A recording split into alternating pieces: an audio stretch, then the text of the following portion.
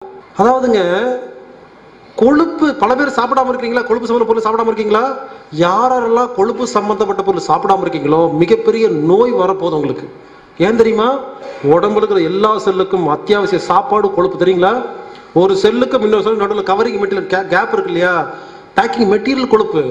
ரத்தத்தில் இருக்கிற கொழுப்புல 80% லிவர் எடுத்து பைல் அப்படிங்கிற பித்த நீரா மாத்தி பித்த பையில ஸ்டோர் பண்ணி வைக்கும். ஒவ்வொரு நேரம் சாப்பிட்ற இட்லி தோசை பொங்கல் ஊத்தப்பத்த ஜீரணம் பண்றதே கொழுப்பு தான், பித்த நீர்.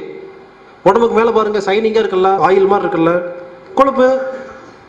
எல்லா செல்லுக்கும் கொழுப்பு மட்டும் இல்லைன்னா செத்தே போயிடுவோம். நம்ம உடம்புக்கு தேவையான அத்தியாவசிய தேவையான அவசியமான உடம்புல இருக்கிற எல்லா செல்லும் வேலை செய்யறதுக்கு தேவையான ஒரு கொழுப்பை சாப்பிடக்கூடாதுன்னு சொல்றாங்களே, என்ன கொழுப்பு இருக்கு அவங்களுக்கு? கொழுப்பு சாப்பிடாம இருந்தா உடம்புக்கு நோய் தான் வரும்.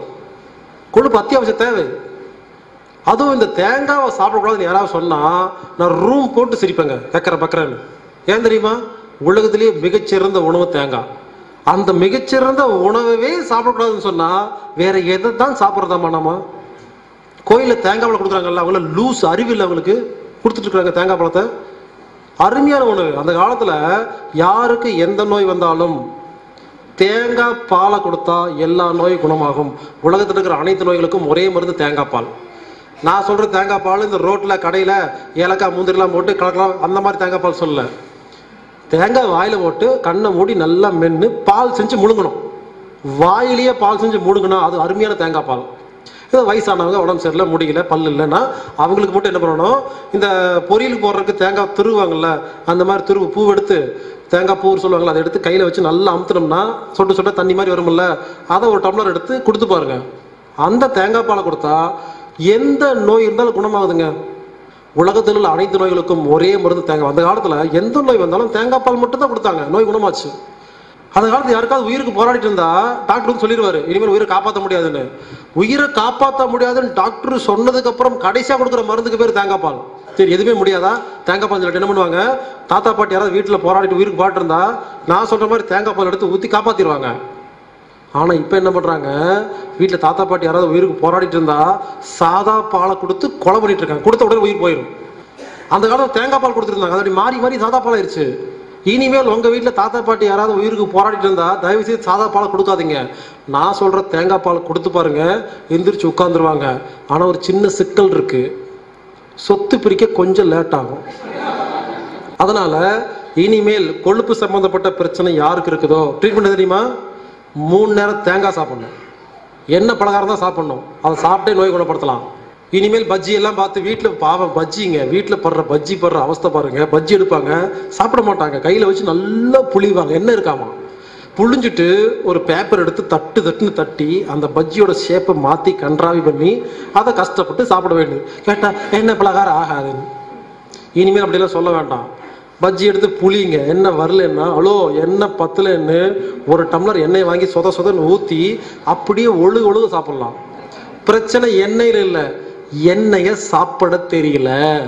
பாருங்க, ஒரு பஜ்ஜி சாப்பிட்றது தெரியாம அந்த நோய்க்கு பேர் தான் கொழுப்பு கட்டின்னு பேரு. பஜ்ஜி சாப்பிட தெரியல, அதான் கொழுப்பு சம்பந்த நோய். அப்ப இங்க என்ன பண்ண போறோம், எப்படி பஜ்ஜி போண்டாவை தேங்காவை எண்ணெய் பலகாரத்தை எப்படி சாப்பிட்டா நல்ல கொழுப்பா மாத்திர டெக்னிக் கத்துக்கிட்டோம்னா வேலை முடிஞ்சுதான், நோய் குணமாயிருச்சா?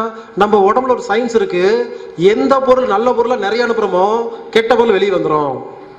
அப்போ கொழுப்பு நல்ல கொழுப்பு எவ்வளவு உள்ள அனுப்புறோமோ கெட்ட கொழுப்பு வெளியே வந்து பாருங்க, பஜ்ஜி போண்டா தின்னே கொழுப்பு சம்பந்த நோய் குணப்படுத்துறோம். வேலை முடிஞ்சுதான், சாப்பிட்ட மாதிரி ஆச்சு, நோய் குணப்படுத்த மாதிரி ஆச்சா? சர்க்கரை ஒழுங்கா ஜீரணம் ஆகலைன்னா சர்க்கரை நோய் பார்த்தோமா? கால்சியம் சோடியம் அயோடின் ஒழுங்கா ஜீரணம் ஆகலைன்னா தைராய்டு நோய். கொழுப்பு ஒழுங்கா ஜீரணம் ஆகலைன்னா கொழுப்பு நோய்.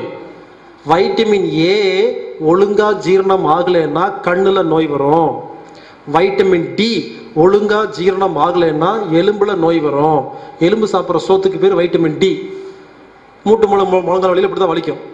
வைட்டமின் பி ஒழுங்கா ஜீரணம் ஆகலைன்னா சதை சம்பந்தப்பட்ட நோய் வரும், குத்துது, குடையுது, வலிக்குது, எரியுது, இதெல்லாம் வரும். வைட்டமின் கே ஒழுங்கா ஜீரணம் ஆகலைன்னா ரத்தம் உறையாது. இப்படி ரத்தத்தில் உள்ள ஒவ்வொரு பொருளும் கெட்டு போனா அந்த கெட்டு போன பொருள் எல்லா செல்லுக்கும் தேவைப்படும். எல்லா செல்லும் டேமேஜ் ஆகுமா, இல்லை ஒரு குறிப்பிட்ட உறுப்பு டேமேஜ் ஆகுமா? மூட்டு வலிக்குதுன்னா மூட்டுல நோய் இல்லை, மூட்டு சாப்பிட வேண்டிய ஒரு பொருள் ரத்தத்தில் கெட்டு போச்சு. கண்ணுல பிரச்சனைனா கண்ணுல நோய் இல்லை, கண்ணு சாப்பிடக்கூடிய ஒரு பொருள் ரத்தத்தில் கெட்டு போச்சு. அதாவது ரத்தத்தில் ஒரு பொருள் கெட்டு போடா நோய். அதுக்கான அடிப்படை காரணம் ஒழுங்கா ஜீரணம் ஆகாதது. அப்போ ஒவ்வொருத்தருக்கும் ஒவ்வொரு பொருள் கெட்டு போய் கிடக்குமா? அப்போ ஒவ்வொருத்தருக்கும் வேற ஒரு டெக்னிக் சொல்லி தரணுமா? கிடையாது, எல்லாத்துக்கும் ஒரே டெக்னிக் தான். என்ன தெரியுங்களா? அப்போ ஒரே ஒரு டெக்னிக், நாம சாப்பிட்ற சாப்பாடை ஒழுங்கா ஜீரணம் பண்றது எப்படின்னு ஒன்னே ஒன்று கத்துக்கிட்டா எல்லா நோய்க்கும் அதுதான் தீர்வு. ரத்தத்தில் ஒரு பொருள் கெட்டு போச்சுன்னா உடனே நோய் வருதா? நாம நினைச்சுக்கிறோம் இந்த உறுப்புல நோய் வருதுன்னு. கிடையாது. மூட்டு வலிக்குதுன்னா மூட்டுல நோய் இல்லை, ரத்தத்தில் மூட்டுக்கு தேவையான பொருள் கெட்டு போச்சு. அதாவது ஒரு பெரிய வீடு உள்ள பத்திக்கிட்டு எரியுது, எல்லா ஜன்னல் கதவெல்லாம் அடைச்சி வச்சிருக்கு, ஒரு ஜன்னல் லேசா திறந்துருக்கு, லேசா புகை வருது. வெளியிருந்து பார்த்துட்டு யாராவது உட்காந்துட்டு இந்த ஜன்னலில் நோய் அப்படின்னு சொன்னா சிரிப்பீங்களே, சிரிக்க மாட்டீங்களா? ஜன்னலில் நோய் இல்லை, மொத்த வீடும் பத்திக்கிட்டு எரியுது, ஜன்னல்ல புகை வருது. உடனே அந்த ஜன்னலை கொஞ்சம் டைட்டா அமுத்தி வச்சுட்டு ஐ புகை வரல அப்படின்னா ட்ரீட்மெண்டா? அந்த மாதிரிதான் இருக்கு. மூட்டு வலிக்கு யாராவது மூட்டுல போய் ட்ரீட்மெண்ட் பார்த்தீங்கன்னா புகைய அமுத்தி வைக்கிறீங்கன்னு அர்த்தம். மொத்த உடம்பும் பத்திக்கிட்டு எரியுது, மூட்டுல புகை தெரியுது. தலைவலினா மொத்த உடம்பும் பத்திக்கிட்டு எரியுது, தலையில புகை வருது. இப்படி யாருக்கு எந்த உறுப்புல நோய் வருதோ அந்த உறுப்புல புகை வருது, மொத்த உறுப்பும் பத்திக்கிட்டு எரியுதுன்னு புரிஞ்சுக்கிட்டீங்கன்னா தீய அவிச்சு வீட்டை காப்பாத்திக்கலாம். புரியாம அந்த இடத்த போய் ஏதாவது ட்ரீட்மெண்ட் பார்த்தீங்கன்னா மொத்த வீடும் எரிஞ்சு போகுது. அதான் நடந்துட்டு இருக்கு இப்போ.